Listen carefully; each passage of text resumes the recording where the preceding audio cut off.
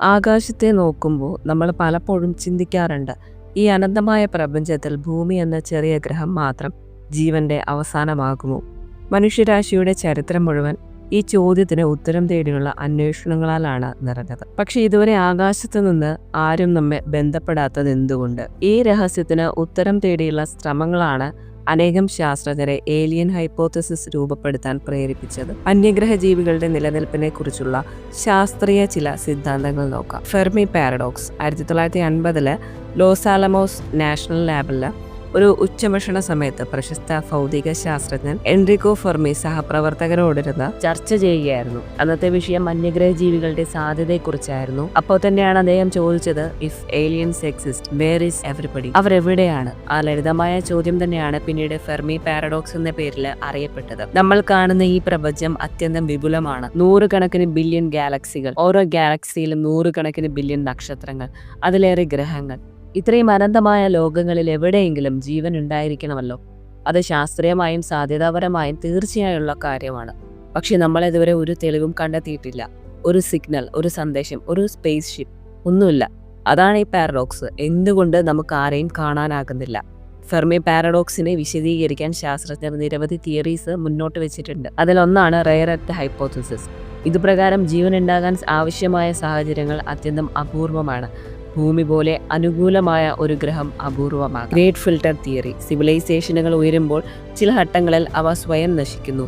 യുദ്ധം, കാലാവസ്ഥാ ദുരന്തം അല്ലെങ്കിൽ ടെക്നോളജി ദുരുപയോഗം.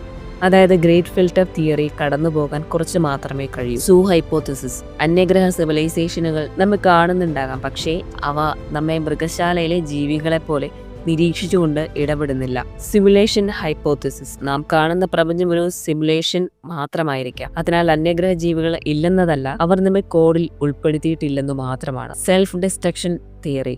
ഏത് സിവിലൈസേഷനും വികസനത്തിന്റെ ഒരു ഘട്ടത്തില് സ്വയം തന്നെ നശിപ്പിക്കാനിടയുണ്ട്. ആണവായുധങ്ങൾ, ആർട്ടിഫിഷ്യൽ ഇന്റലിജൻസ് അല്ലെങ്കിൽ ബയോവ്യാപനം. ഫെർമി പാരഡോക്സ് ചോദിക്കുന്നത്, നമ്മളാണോ പ്രപഞ്ചത്തിലെ ഏക ബുദ്ധിമാനായ ജീവികൾ? അല്ലെങ്കിൽ നമ്മൾ അവരെ കാണാൻ പറ്റാത്തത്ര ചെറുതോ? ഭാവിയിൽ നമ്മൾ മറ്റൊരു സിവിലൈസേഷന്റെ തെളിവ് കണ്ടെത്തുമോ? അല്ലെങ്കിൽ പ്രപഞ്ചം മുഴുവൻ നമ്മൾ മാത്രമാണോ? ഇതാണ് ഫെർമി പാരഡോക്സ്. ഒരു ലളിതമായ ചോദ്യം കൊണ്ട് ആരംഭിച്ച ഇന്നുവരെ മറുപടി കിട്ടാത്ത പ്രപഞ്ചത്തിലെ ഏറ്റവും വലിയ രഹസ്യം. സൂ ഹൈപ്പോത്തസിസ്. നമ്മളെ കാണുന്നവരുണ്ട്, പക്ഷെ അവർ നമ്മളോട് മിണ്ടുന്നില്ല.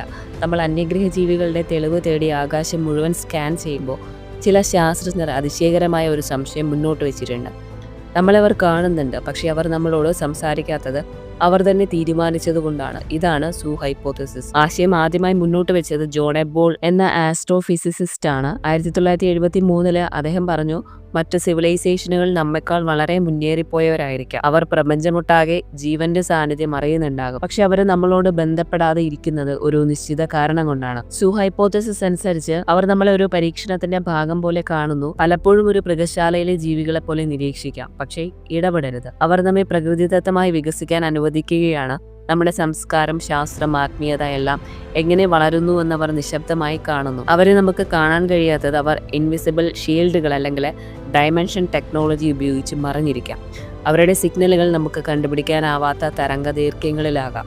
അല്ലെങ്കിൽ അവർ നമ്മളെ കാണുന്ന കൺട്രോൾഡ് റിയാലിറ്റിയിൽ തന്നെയാകാം നാം ജീവിക്കുന്നത്. ഇതിനൊരു നല്ല ഉദാഹരണം, ഭൂമിയിൽ തന്നെ നമ്മൾ പലപ്പോഴും ഈ രീതിയിൽ പെരുമാറാറുണ്ട്. ജംഗിളിൽ താമസിക്കുന്ന മനുഷ്യബന്ധമില്ലാത്ത ട്രൈബുകളെ ശാസ്ത്രജ്ഞർ നേരിട്ട് സമീപിക്കുന്നില്ല.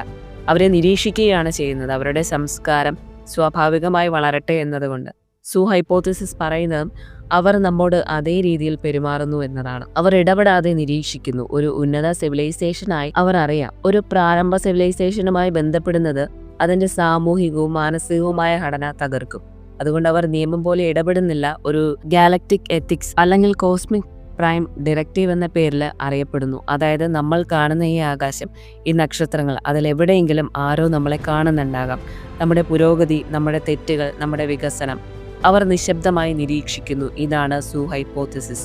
ഒരു പ്രപഞ്ചം മുഴുവൻ നമ്മളോട് മിണ്ടാതെ നമ്മെ നോക്കി നിൽക്കുന്നുവെന്ന ചിന്ത. Planetarium hypothesis. നമ്മൾ കാണുന്നത് യാഥാർത്ഥ്യമല്ല. ഇപ്പോൾ ചിന്തിച്ചു നോക്കൂ, നമ്മൾ കാണുന്ന ആകാശം, നക്ഷത്രങ്ങൾ, ഗാലക്സികൾ എല്ലാം യാഥാർത്ഥ്യമല്ലെങ്കിൽ, നമ്മൾ വിശ്വസിക്കുന്ന ഈ പ്രപഞ്ചം ആരോ കൃത്രിമമായി സൃഷ്ടിച്ച ദൃശ്യമാണെങ്കിലോ? ഇതാണ് പ്ലാനറ്റേറിയം ഹൈപ്പോത്തിസിസ്. ഈ തിയറി മുന്നോട്ട് വെച്ചത് സ്റ്റീഫൻ ബാക്സ്റ്റർ എന്ന ബ്രിട്ടീഷ് സയൻസ് ഫിക്ഷൻ എഴുത്തുകാരനും ശാസ്ത്രചിന്തകനുമാണ്. അദ്ദേഹം പറഞ്ഞു, അത്യന്തം പുരോഗമിച്ച അന്യഗ്രഹ സിവിലൈസേഷനുകൾ നമ്മുടെ ചുറ്റുമുള്ള പ്രപഞ്ചത്തെ മാറിക്കാണിക്കാൻ കഴിവുള്ളവരായിരിക്കാം. അവർ നമ്മളെ ഒരു ഭ്രമത്തിൽ പാർപ്പിച്ചിരിക്കാം, ഒരു കോസ്മിക് പ്ലാനറ്റേറിയം പോലുള്ള പരിസരത്തിൽ, യഥാർത്ഥമെന്ന് നമുക്ക് തോന്നുന്ന വിധത്തിൽ. എങ്ങനെ ഇത് പ്രവർത്തിക്കുമെന്ന് വെച്ചാൽ, ഒരു സാധാരണ പ്ലാനറ്റേറിയത്തിൽ നക്ഷത്രങ്ങൾ, ഗാലക്സികൾ, ഗ്രഹങ്ങൾ എല്ലാം പ്രൊജക്ഷനായി കാണിക്കുന്നത് പോലെ അവർ സൂപ്പർ ടെക്നോളജിയിലൂടെ നമ്മുടെ ചുറ്റും അതേ രീതിയിൽ ഒരു ദൃശ്യലോകം സൃഷ്ടിച്ചിരിക്കാം. അതായത് നമ്മൾ കാണുന്ന ഗാലക്സികൾ, കോസ്മിക് മൈക്രോവേവ് ബാക്ക്ഗ്രൗണ്ട്, നക്ഷത്രങ്ങളുടെ സ്പെക്ട്രം, ഇവയെല്ലാം പ്രോഗ്രാം ചെയ്ത പ്രദർശനം ആയിരിക്കാം. എന്തിനാണ് അവർ അങ്ങനെ ചെയ്യുന്നത് എന്നതിന് പല കാരണങ്ങളുണ്ട്. പരീക്ഷണം, മനുഷ്യരാശിയുടെ വികസനം നിരീക്ഷിക്കാൻ. സംരക്ഷണം, നമ്മളെ പ്രപഞ്ചത്തിലെ യഥാർത്ഥ അപകടങ്ങളിൽ നിന്ന് സംരക്ഷിക്കാൻ. വ്യത്യാസം മറക്കൽ, യഥാർത്ഥ പ്രപഞ്ചം മറ്റേതെങ്കിലും രൂപത്തിലുള്ളതായിരിക്കാം, അത് നമുക്ക് മനസ്സിലാക്കാൻ കഴിയാത്തത് കൊണ്ട് അവർ ഒരു ലോകം സൃഷ്ടിച്ചു. പ്ലാനറ്റേറിയം ഹൈപ്പോത്തിസിസ് സിമുലേഷൻ തിയറിയോട് ഏറെ സാമ്യമുണ്ട്. സിമുലേഷൻ തിയറി പറയുന്നത് നാം കാണുന്ന എല്ലാം ഒരു കമ്പ്യൂട്ടർ സിമുലേഷൻ ആണെന്ന്. പക്ഷേ പ്ലാനറ്റേറിയം ഹൈപ്പോത്തിസിസ് പറയുന്നത് ഈ സിമുലേഷൻ അന്യഗ്രഹ സിവിലൈസേഷനുകൾ തന്നെയാണ് സൃഷ്ടിച്ചത്. അതായത് അവർ പ്രപഞ്ചത്തെ തന്നെ മറച്ചിരിക്കുന്നു. ഇതിനുള്ള തെളിവുകളുണ്ടോ എന്ന് ചോദിച്ചാൽ നേരിട്ട് തെളിവൊന്നുമില്ല. പക്ഷേ ചില ആസ്ട്രോഫിസിക്കൽ നിരീക്ഷണങ്ങൾ ചിലരെ ചിന്തിപ്പിച്ചിട്ടുണ്ട്. പ്രപഞ്ചം എത്രത്തോളം സമാനതകളുള്ളതാണ്, റാൻഡംനെസ് കുറവാണ്. ചില മേഖലകളിൽ നമുക്ക് വിശ്വസിക്കാൻ കൃത്യത കാണുന്നു. ഫിസിക്സ് ലോസ് എല്ലായിടത്തും ഒരേപോലെയാണ്, ഒരാളെ പ്രോഗ്രാം കൃത്യമായി കോഡ് ചെയ്തതുപോലെ. പ്ലാനറ്റേറിയം ഹൈപ്പോത്തിസിസ് ശരിക്കും ചോദിക്കുന്നത്, നമ്മൾ കാണുന്നത് യഥാർത്ഥമാണോ, അല്ലെങ്കിൽ നമ്മൾ കാണണമെന്ന് ആഗ്രഹിക്കുന്നതാണോ അവർ കാണിക്കുന്നതെന്ന്. നമ്മുടെ ശാസ്ത്രം, ടെലിസ്കോപ്പുകൾ, പ്രപഞ്ച മാപ്പുകൾ എല്ലാം ഒരു നിർമ്മിത യാഥാർത്ഥ്യത്തിൻ്റെ ഭാഗം മാത്രമാകാമോ? അന്യഗ്രഹ സിവിലൈസേഷനുകൾ നമ്മളെ അകറ്റി നിർത്താതെ മറിച്ച് ഒരു പൂർണ്ണമായ ഇല്യൂഷൻ സൃഷ്ടിച്ചിരിക്കുന്നു എന്ന് കരുതുക. ഒരു ഭീമൻ കോസ്മിക് ഡോം, അതിനകത്ത് നമ്മളെ ജീവിക്കുന്നു.